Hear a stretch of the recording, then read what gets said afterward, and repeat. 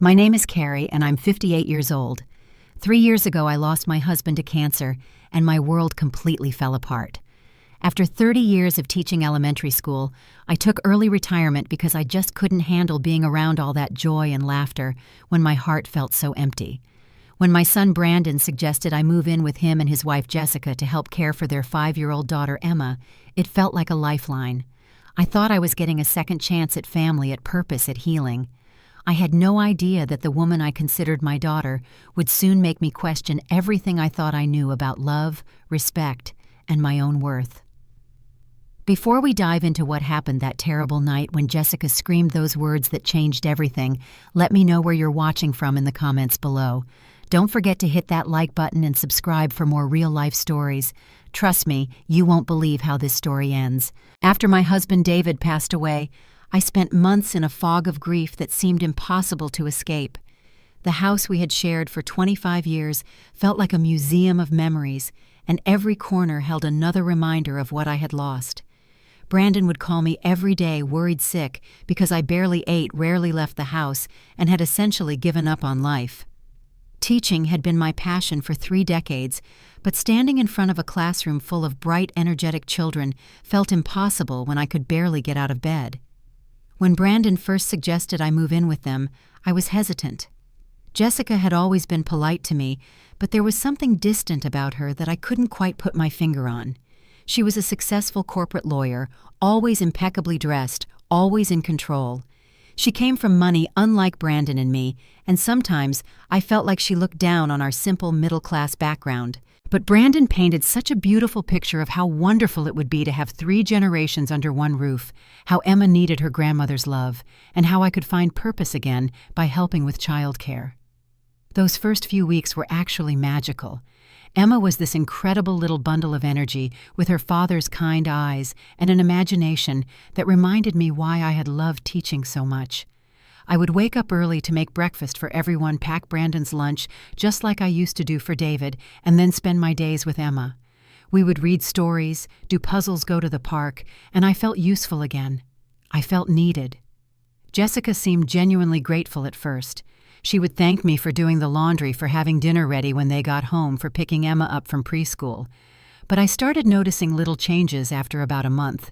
She would make comments about how nice it must be to have so much free time. She would rearrange things I had organized, almost like she was erasing my presence from her home. When I would suggest activities for Emma or offer parenting advice based on my years of experience with children, Jessica would give me this tight smile and say something like, "Thanks, but we have our own way of doing things." The first real sign of trouble came when I overheard Jessica talking to her sister on the phone. I wasn't trying to eavesdrop, but their kitchen had thin walls, and I was in the garden right outside. She was complaining about how her house didn't feel like her own anymore, how there was always someone around, how she felt like she was being watched and judged. When her sister asked if I helped with expenses, Jessica laughed bitterly and said, "Are you kidding? She's like having a teenager again, except teenagers eventually move out and get jobs." I pretended I hadn't heard anything, but those words stung more than I wanted to admit. I started doing even more around the house, hoping to prove my worth. I deep cleaned every room, organized closets, even started maintaining their garden. But instead of appreciation, Jessica seemed annoyed by my efforts. She would make passive-aggressive comments about how I had too much time on my hands, or how some people were lucky enough not to have to work for a living. Brandon was caught in the middle, and I could see the strain it was putting on their marriage. He would defend me when Jessica made her little comments, but he did it in this weak, apologetic way that made it clear he was more concerned about keeping the peace than standing up for what was right. Sometimes I would catch him looking at me with this mixture of love and frustration, like he wished I could just figure out how to make his wife happy. As the months went on, Jessica's comments became more frequent and more pointed. She started talking about household expenses in front of me, making sure I knew exactly how much the grocery bill was, how much the electric bill had increased since I moved in. She would sigh dramatically when she paid bills, muttering things about supporting extra people on one income. The woman who had once thanked me for cooking dinner now complained that I used too many ingredients, that I wasn't considering the cost of feeding an additional person. The breaking point for me came when she started undermining my relationship with Emma. I had been reading bedtime stories to my granddaughter every night since I moved in.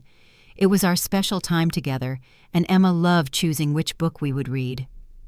One evening, Jessica announced that Emma was too old for bedtime stories and that she needed to learn to go to sleep on her own.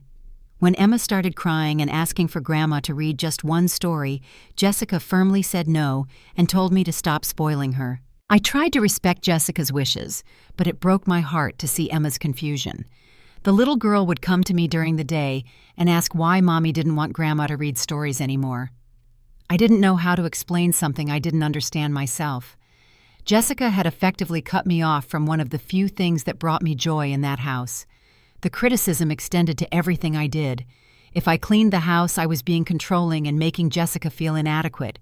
If I didn't clean, I was being lazy and taking advantage of their hospitality. If I spent money on groceries or little gifts for Emma, I was being wasteful with resources. If I didn't contribute financially, I was being selfish and inconsiderate. There was no winning with Jessica, and I started to feel like I was walking on eggshells in what was supposed to be my home. I began looking for part-time work, thinking that might solve the problem. But at 58, with a gap in employment and no recent experience outside of teaching, finding a job was much harder than I had anticipated. The few interviews I managed to get didn't go well. Employers wanted someone younger, someone who could work full-time, someone who didn't have decades of experience that made them overqualified for entry-level positions. Each rejection felt like another confirmation of Jessica's assessment that I was useless. The worst part was watching Brandon struggle with the situation. I could see him trying to balance his loyalty to me with his desire to keep his marriage intact.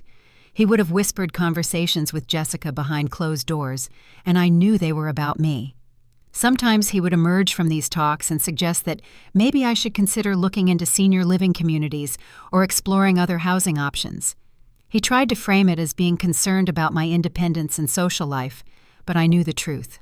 Jessica wanted me gone, and Brandon didn't have the backbone to stand up to her. Emma, sweet little Emma, was the only bright spot in an increasingly dark situation. She didn't understand the adult tensions swirling around her, but she could sense that something was wrong. She became more clingy with me, as if she was afraid I might disappear. Sometimes I would catch her looking back and forth between her mother and me with this worried expression that no 5-year-old should have to wear. I knew that staying was hurting her, but I also knew that leaving would break both our hearts. The isolation was the hardest part.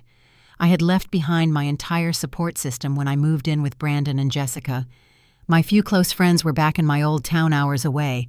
The neighbors here were Jessica's friends, people from her social circle who saw me as an outsider. I spent most of my days alone with Emma, and while I loved my granddaughter dearly, adult conversation and companionship were things I desperately missed.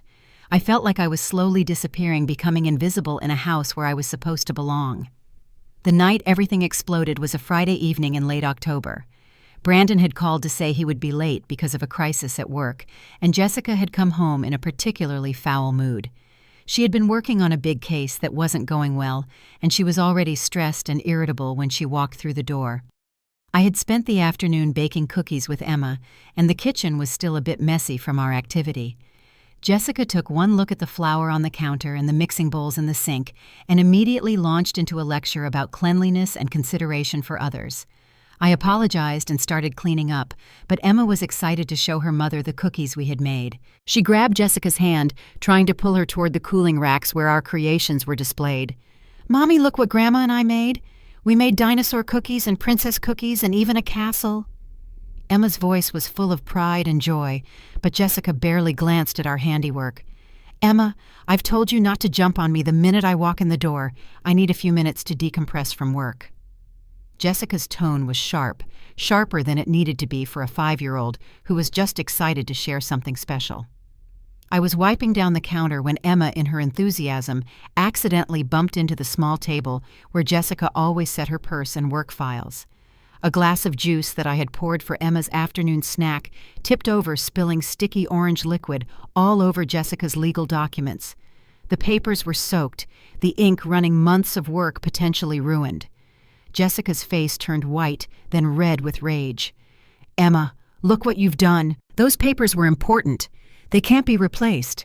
She grabbed Emma by the shoulders, shaking her slightly. "You need to be more careful.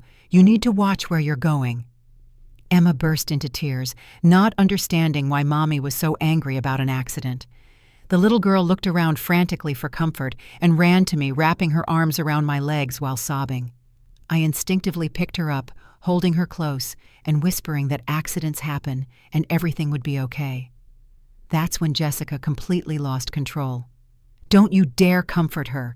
This is exactly the problem. She doesn't learn consequences because you're always there to coddle her."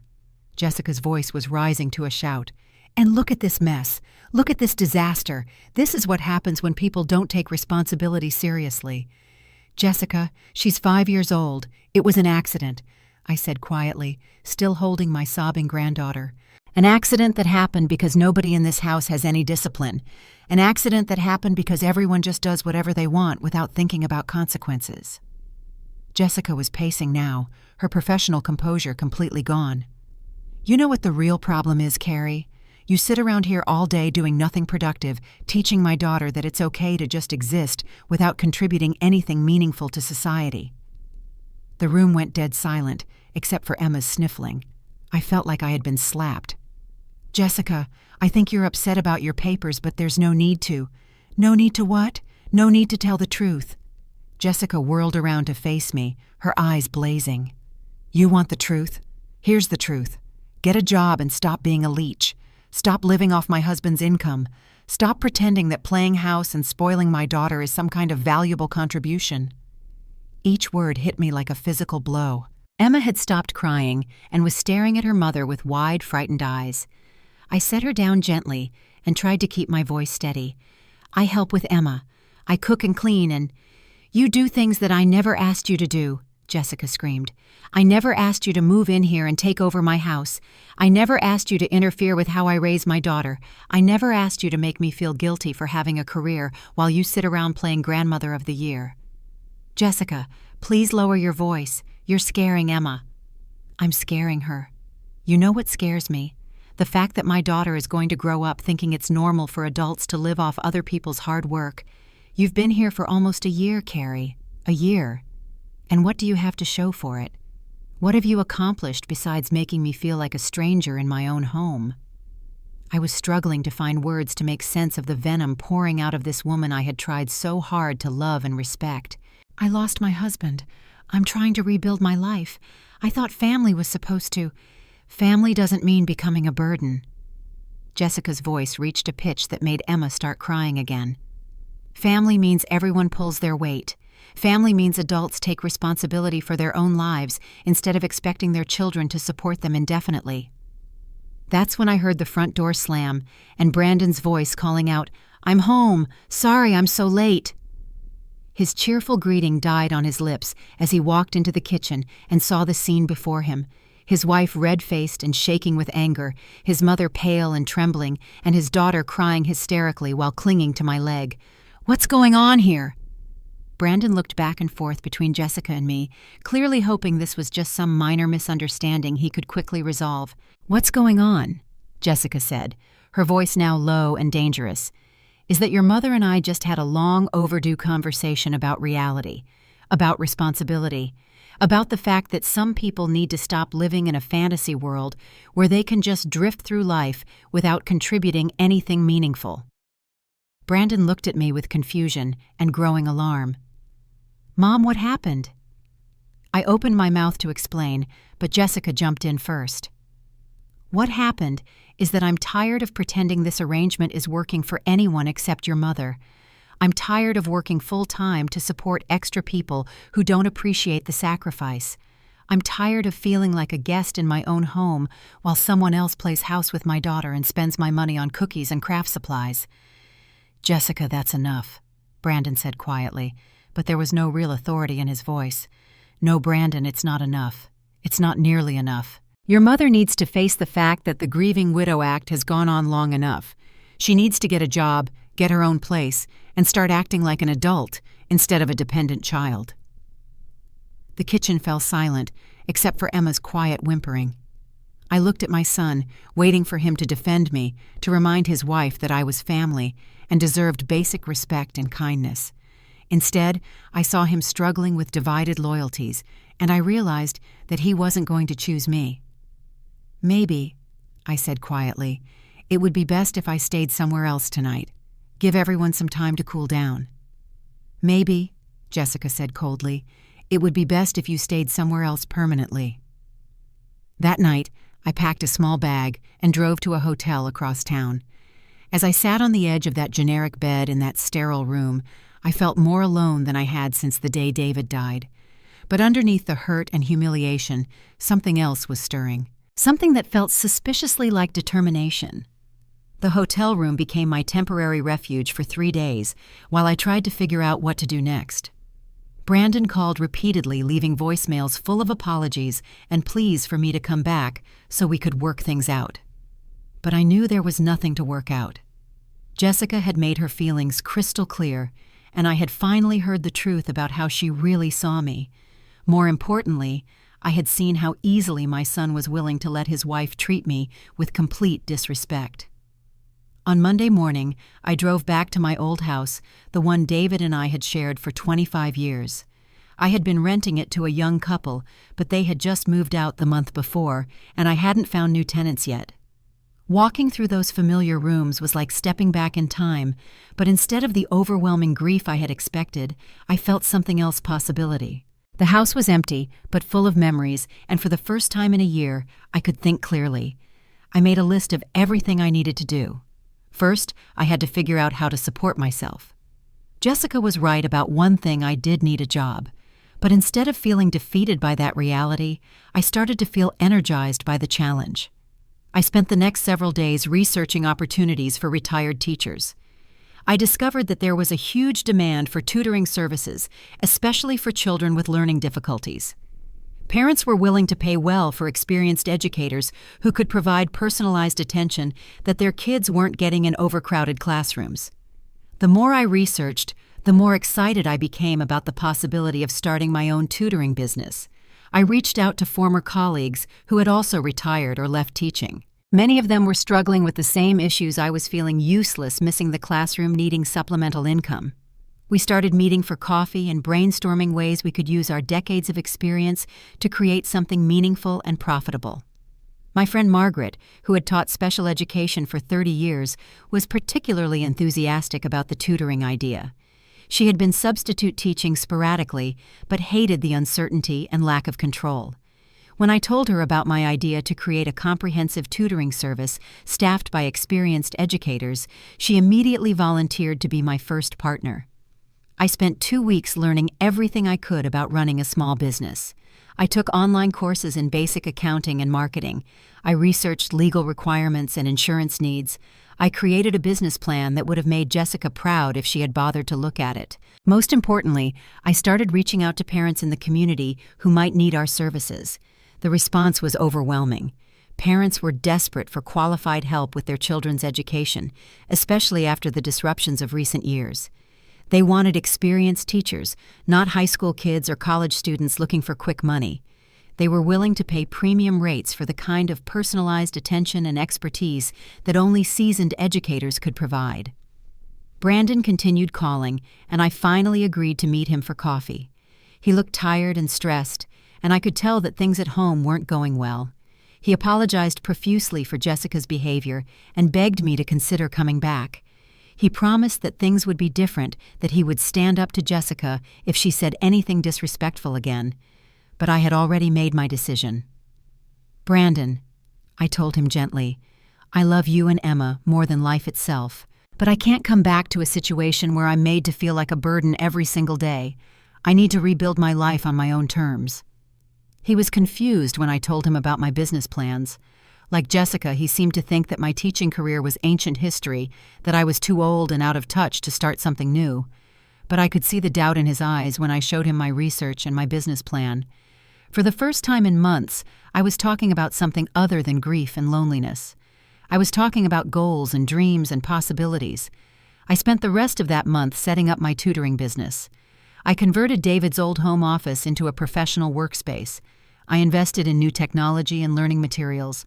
I created a website and social media presence that showcased our team's credentials and philosophy. Most importantly, I started interviewing potential students and their families. The first family that hired us was the Johnsons, whose 8-year-old son was struggling with severe dyslexia. Traditional classroom instruction wasn't working for him, and his parents were at their wits' end. After just 2 weeks of intensive personalized instruction with Margaret, the little boy was reading at grade level for the first time in his life. His parents were so grateful that they referred 3 other families to us within a month.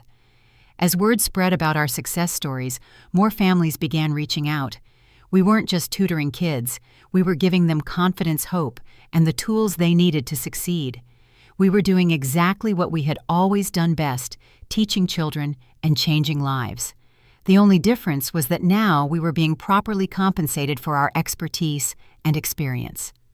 3 months after that terrible night in Jessica's kitchen, I was running a profitable business with a waiting list of clients. I was earning more money than I had ever made as a public school teacher, and I was doing it by helping children who needed specialized attention. I felt useful again, valuable again, proud of myself again. By the 6-month mark, my tutoring business had grown beyond anything I had imagined possible. We had expanded from just Margaret and me to a team of 8 retired educators, each bringing their own specialties and strengths to our program. We were helping children with everything from basic reading skills to advanced mathematics, and our success stories were spreading throughout the community.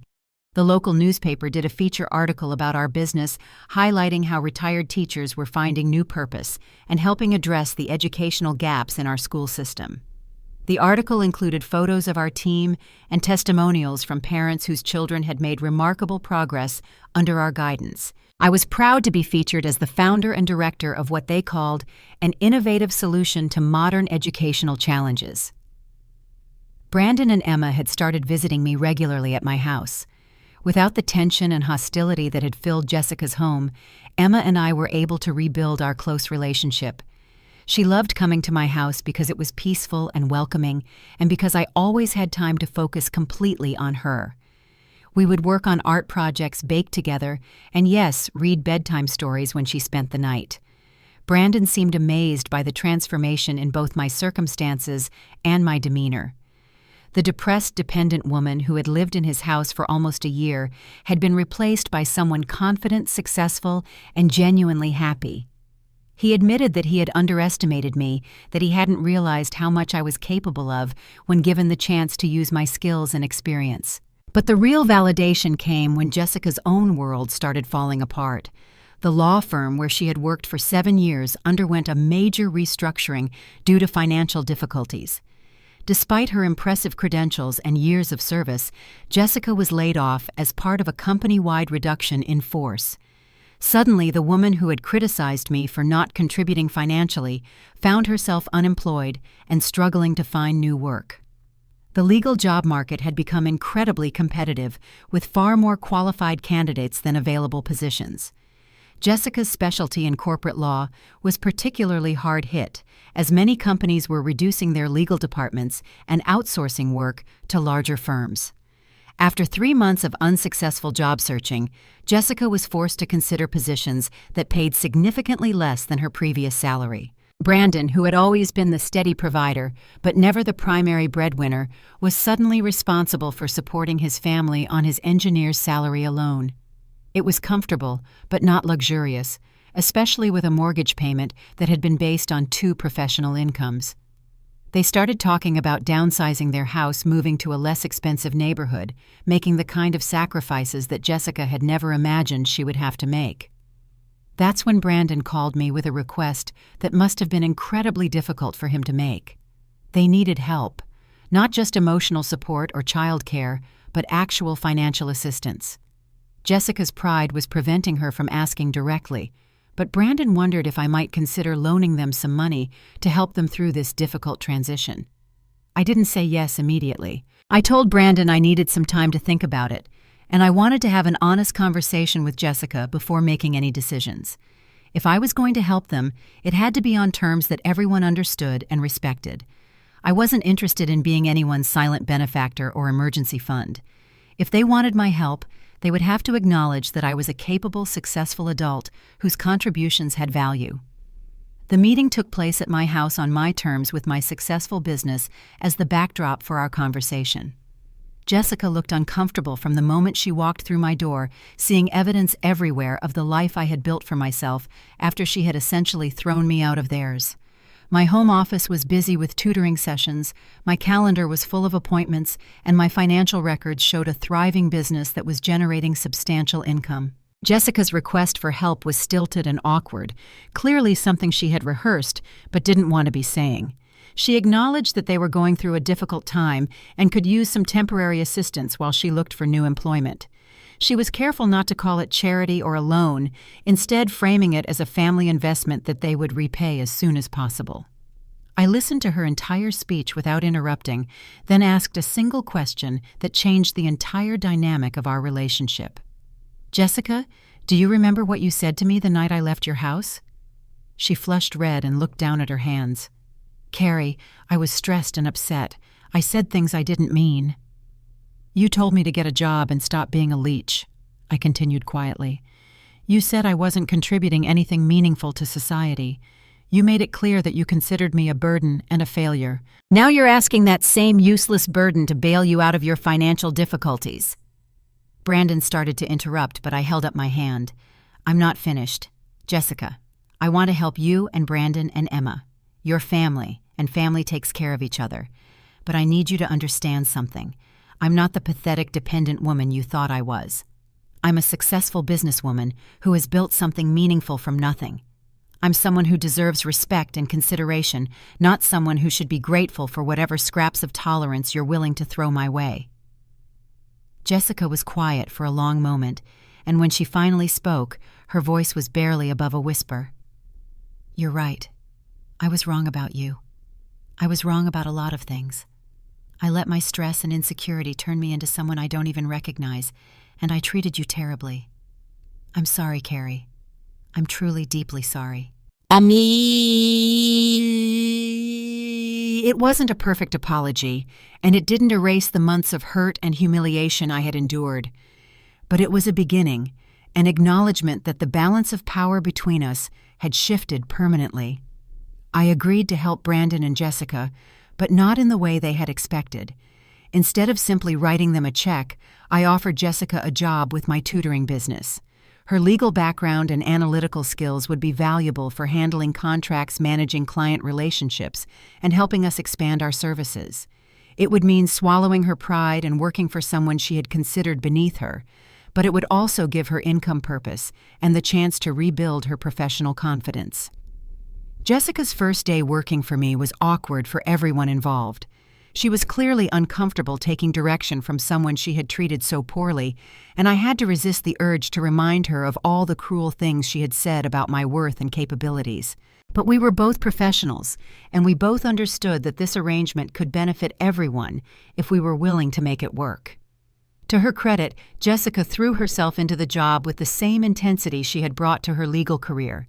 She reorganized our client files, streamlined our scheduling system, and created contracts that protected both our business and our families. Her legal training proved invaluable as we expanded our services and began working with more demanding clients. More importantly, working closely with our tutoring team gave Jessica a new perspective on education and the value of experienced teachers.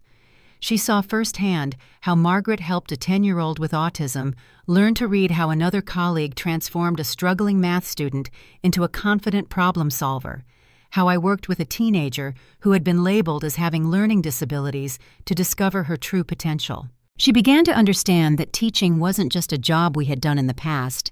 It was a calling that required skill, patience, and expertise that couldn't be easily replaced. As the months passed, Jessica and I developed a working relationship that slowly evolved into something approaching mutual respect.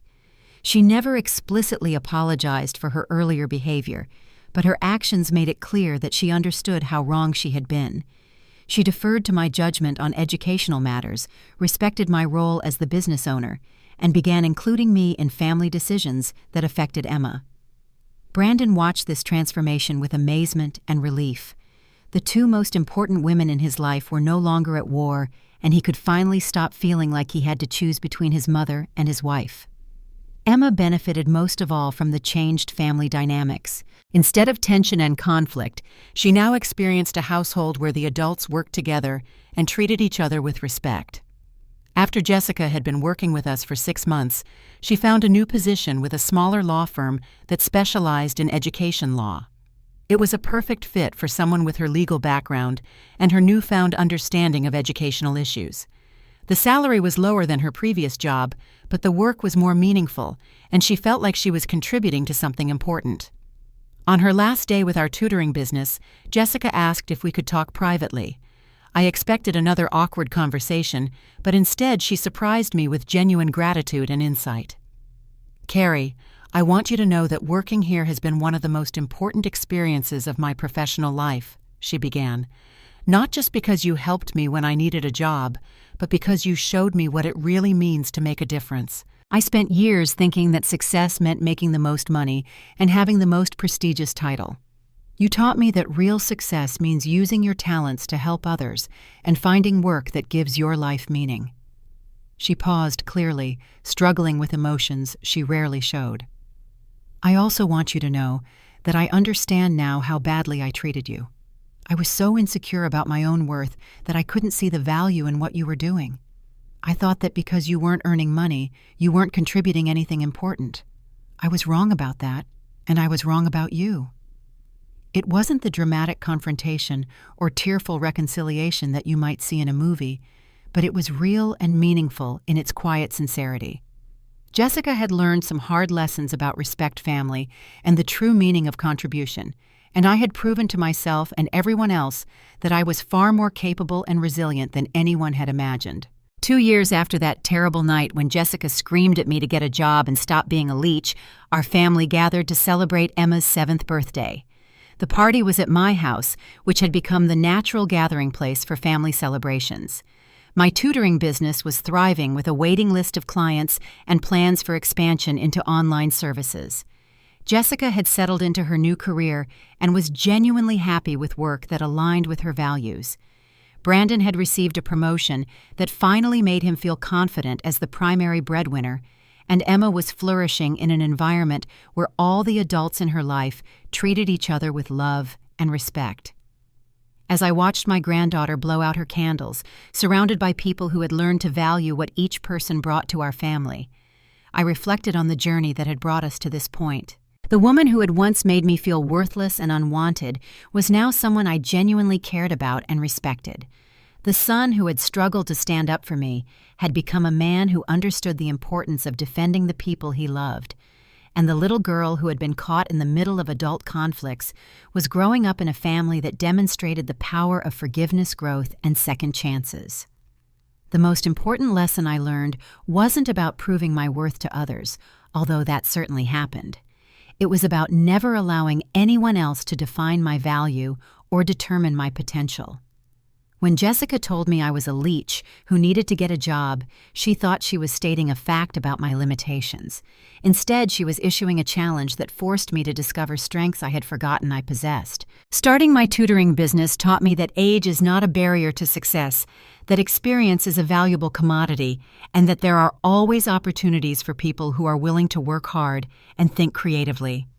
More importantly, it showed me that I didn't need anyone's permission or approval to build a life that made me proud. The relationship between Jessica and me will never be perfect, but it's based on mutual respect now rather than tolerance and resentment. She learned that contributions to family and society come in many forms, not just financial ones. I learned that sometimes the people who hurt us the most are fighting their own battles with insecurity and fear, and that forgiveness benefits the forgiver as much as the forgiven. Brandon learned that being a good son and husband sometimes means having difficult conversations and setting boundaries that protect the people you love from being mistreated even by other people you love. Emma is learning that families can work through conflicts and come out stronger on the other side, that adults can admit when they're wrong and work to make things better. But perhaps the most profound lesson was about resilience and the power of reinvention. When Jessica threw those cruel words at me, I felt like my life was over, like I had nothing left to offer the world. I believed for a brief moment that maybe she was right about me being useless and dependent. Instead, That moment of complete devastation became the catalyst for the most successful and fulfilling period of my entire adult life. I often think about other women my age who might be facing similar challenges, who might be made to feel like their best years are behind them, who might be struggling to find their place in a world that sometimes seems to value youth over experience. I want them to know that it's never too late to start over, to discover new talents, to build something meaningful from whatever circumstances life hands you. The tutoring business that began as a desperate attempt to prove my worth has evolved into something much more significant. We're not just helping children learn. We're showing them that education is a lifelong journey, that wisdom comes from experience, and that every person has unique gifts to share with the world. We're also proving that retirement doesn't have to mean irrelevance, that experienced professionals have valuable contributions to make long after their traditional careers end. As for Jessica's original demand that I get a job and stop being a leech, well, mission accomplished. But not in the way she intended. I didn't get just any job. I created a career that uses my skills, serves my community, and provides me with both financial independence and personal fulfillment. I didn't stop being a leech because I was never a leech to begin with. I was a grieving woman who needed time and support to find her way back to herself, and I was fortunate enough to have family who eventually understood that love sometimes requires patience and faith in each other's potential. The greatest irony is that the woman who once accused me of not contributing anything meaningful to society now works in education law, inspired partly by what she learned about the value of teaching during her time with our business. The woman who criticized me for depending on others for support later had to ask for help herself and learned that there's no shame in needing assistance during difficult transitions. Life has a way of teaching us lessons we never expected to learn, often through the very people we thought we had figured out completely. So to anyone who has ever been made to feel like they're not enough, like their contributions don't matter, like their best days are behind them, I want to share this. Sometimes the people who hurt us the most are actually pointing us towards something better, even when that's not their intention. Sometimes the moments that feel like endings are actually beginnings in disguise. And sometimes the greatest gift you can give yourself is the refusal to accept anyone else's limited vision of what you're capable of achieving. The story of how my daughter-in-law's cruelty led to my greatest triumph isn't really about revenge or proving anyone wrong. It's about resilience, reinvention, and the incredible things that become possible when we stop letting other people's fears and insecurities define our reality. It's about the power of family to heal and grow even after the deepest wounds. And it's about the truth that it's never too late to write a new chapter in your own life story. What about you? Have you ever had someone make you question your worth or your potential? Have you ever felt like you were being judged unfairly or treated like a burden when you were actually contributing in ways that others couldn't see? I'd love to hear your stories in the comments below. Don't forget to like this video if it resonated with you, subscribe for more real-life stories about overcoming challenges and finding strength you didn't know you had, and share this with anyone who might need to hear that their value isn't determined by other people's opinions. Remember, every setback is a setup for a comeback, and every ending is really just a new beginning waiting to unfold. Thank you for listening to my story, and I wish you the courage to write your own amazing next chapter, no matter what age you are or what obstacles you're facing. You're stronger than you know, and your best days might still be ahead of you.